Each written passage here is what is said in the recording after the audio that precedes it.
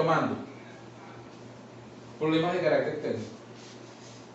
Todos incorporados en esta educación a distancia que no es fácil y que supone para ustedes y para mí sacrificios adicionales, pero que son necesarios para que en esta época de pandemia podamos seguir adelante. Y la universidad se ha preocupado precisamente en darnos las herramientas a los docentes para precisamente salirle al paso a esta pandemia que nos ha hecho dar un viraje importante en lo que significa la educación. Yo soy un profesor de clases magistrales, de clases presenciales, pero obviamente hay que romper con los paradigmas y hay que ir adelante, pues, ante una situación que nos obliga a cambiar de conducta. Les decía, antes de interrumpirse el video, que cualquier sujeto que se incorpora a un proceso, a la estructura de administración de justicia, según nuestra Constitución, en el artículo 49, numeral 2, debe presumirse inocente. Pero además, el artículo 8 de esta ley adjetiva, que es el objeto de esta cátedra, dice que no solamente debe presumirse inocente, sino que debe dispensarse el trato de inocente. Pues, tanto nuestra Constitución como la ley adjetiva no ha hecho más que incorporar a la ley positiva, al derecho escrito, lo que es en esencia un estándar internacional en defensa de los derechos humanos. La Declaración de los Derechos Humanos, los Derechos del Hombre, el Pacto de San José, en todos estos elementos internacionales que son de inmediato cumplimiento y aplicación en nuestro país, una vez firmados y ratificados por la República, no hacen más que sustentar y convalidar lo que nuestra legislación interna dice en relación a cómo se incorpora cualquier sujeto activo investigado al proceso. ¿Cómo se incorpora? Presuntamente inocente. Es inocente hasta que se pruebe lo contrario. Por eso tiene que pasar por un proceso judicial que debe culminar en una sentencia definitivamente firme para que cambie esa condición de investigado, imputado o acusado a culpable y condenado. No es hasta agotar todas estas posibilidades que significa el proceso y los recursos hasta que una persona ante los ojos de la ley es considerado responsable y por vía de consecuencia se le establece una sanción penal, una pena. Y este punto de partida es esencial que lo tengan en consideración, porque en la práctica, lamentablemente, nuestro proceso penal acusatorio no fue lo suficientemente explicado y la ciudadanía indebidamente pretende un castigo expedito, rápido, al que se presume inocente sin haber agotado todo el proceso judicial.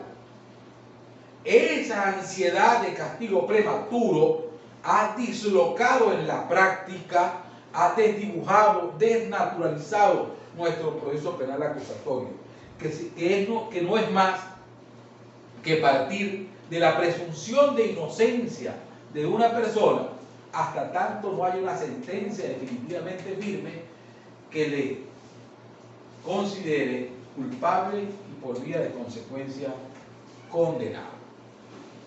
En síntesis, este es el inicio de nuestra clase.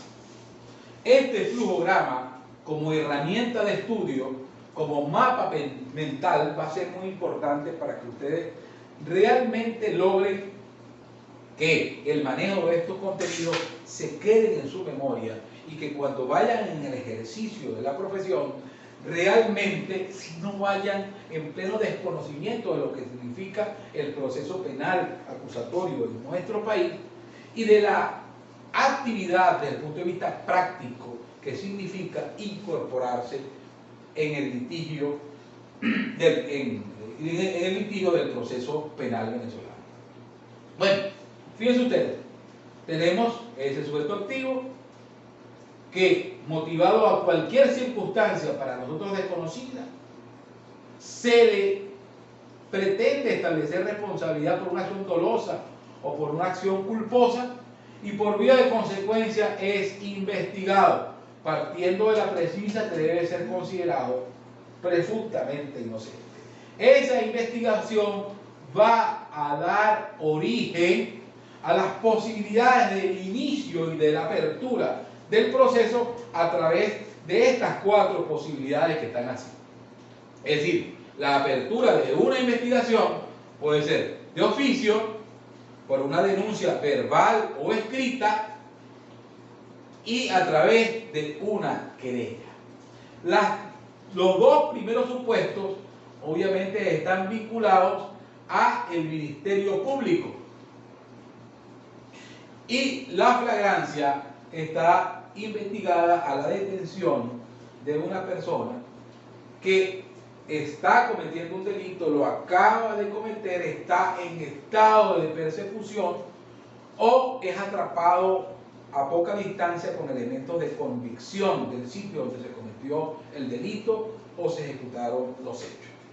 Estas son las 4 posibilidades que dan origen a una investigación. ¿A cargo de quién? De quien ejerce monopólicamente la acción penal. ¿Quién es? La vindicta pública, el Ministerio Público, la Fiscalía del Ministerio Público.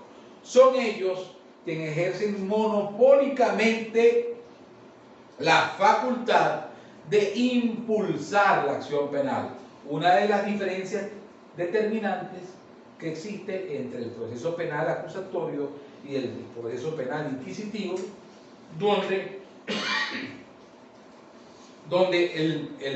el juez tenía incidencia en el inicio de la investigación y de impulsar la acción penal. Aquí solamente el Ministerio Público ejerce la posibilidad única, monopólica, de impulsar la acción a los efectos de una investigación penal que procura establecer responsabilidad a un sujeto activo o a un agente que está en situación de investigado, imputado o acusado. Bueno, estas 4 posibilidades que están aquí, que son una investigación de oficio, una denuncia verbal o escrita ante la Fiscalía, una querella que se ejecuta ante el juez de control y una detención en situación de flagrancia. Eso queda ahí. ¿Cómo vamos en esta parte de investigación? ¿Cómo vamos a entrar a través de esta acción que generó esta investigación o esta captura en situación de flagrancia a lo que es el proceso? Primariamente en 3 fases: una fase preparatoria, una fase intermedia, una fase de juicio y una fase de ejecución. La fase preparatoria está vinculada a un tribunal de control y la fase intermedia a un tribunal de control. ¿Por qué es un tribunal de control? Porque es un tribunal garantista, es un tribunal constitucional, es un TAME, porque de acuerdo a lo solicitado por las partes va a decir que es legal y que no es legal, que es constitucional y que no es constitucional. Bajo esos criterios y en función a lo que solicitan las partes, va a determinar quién tiene la razón. Eso sonó como un programa de la televisión, pero no es así. Ok. Entonces, fíjense ustedes, de manera horizontal encontramos que está el Tribunal de Control, que tiene incidencia en lo que llaman la fase preparatoria y la fase intermedia. Después un tribunal de juicio y un tribunal de ejecución. Fíjense ustedes que es horizontal. ¿Qué significa en la práctica? Que este tribunal no está subordinado a nadie. Él tampoco, él tampoco, él tampoco, Ese tampoco. Ese tampoco. ¿Y por qué digo que no están subordinados a nadie? Porque los jueces, mis queridos alumnos, gozan de autonomía en la acción de lo que significa la ejecución de una decisión, de una sentencia. Cuando un juez decide conforme a su conciencia, en nombre de la República y por autoridad de la ley. No están subordinados a nadie, a no ser a su responsabilidad con la conciencia y la ley misma. Una cosa es que a un juez se le exija el cumplimiento de un horario, eso es administrativo, pero cuando el juez se sienta a decidir sobre una causa, sobre la supuesta responsabilidad de este sujeto activo, es completamente autónomo. Y voy a repetir, decide solamente vinculado a su conciencia en nombre de la República y por autoridad de la ley. Entonces, este es un juez de control que supone una fase vinculada a una fase preparatoria y una fase intermedia, un tribunal de juicio que es una fase de juicio y un tribunal de ejecución. Este flujograma se lo tienen que aprender de memoria, no es nada complicado. Es una cosa que ustedes tienen que hacer. Y si retomamos en alguna oportunidad las clases presenciales, tienen que ir a la pizarra y hacerlo de memoria. Es una exigencia de la cátedra porque es necesario que ustedes manejen esto que es absolutamente básico. Obviamente que atendiendo también a un estándar internacional se garantiza la doble instancia, lo que quiere decir que cualquier sentencia elaborada por un juez debe permitir recursos, ya sea por vía de la apelación o por la revisión de la sentencia. Eso supone tribunales de alzada. Aquí está la línea horizontal y ahora vamos vertical, vamos hacia arriba. Pero esto no quiere decir que esta Corte de Apelaciones son jefes de estos tribunales de instancia. No. Ellos van a revisar la sentencia, pero no pueden ordenar, porque a los efectos, repito, de la decisión de establecer la responsabilidad de un sujeto activo, no hay subordinación alguna de los jueces.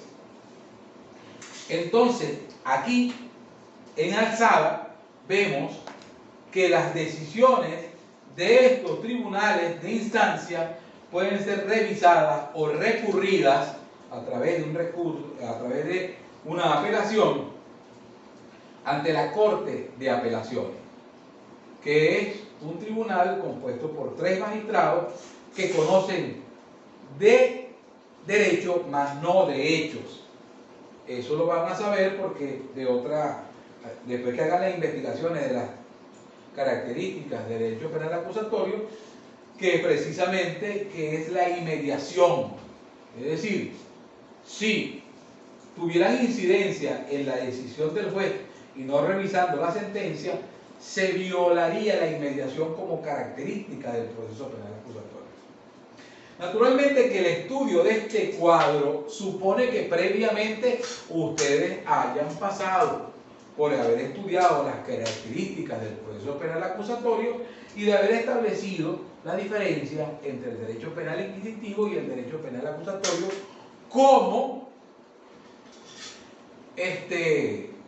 responsabilidades previas que ustedes deben elaborar y estudiar antes de entrar a evaluar este flujograma que le estoy dando aquí.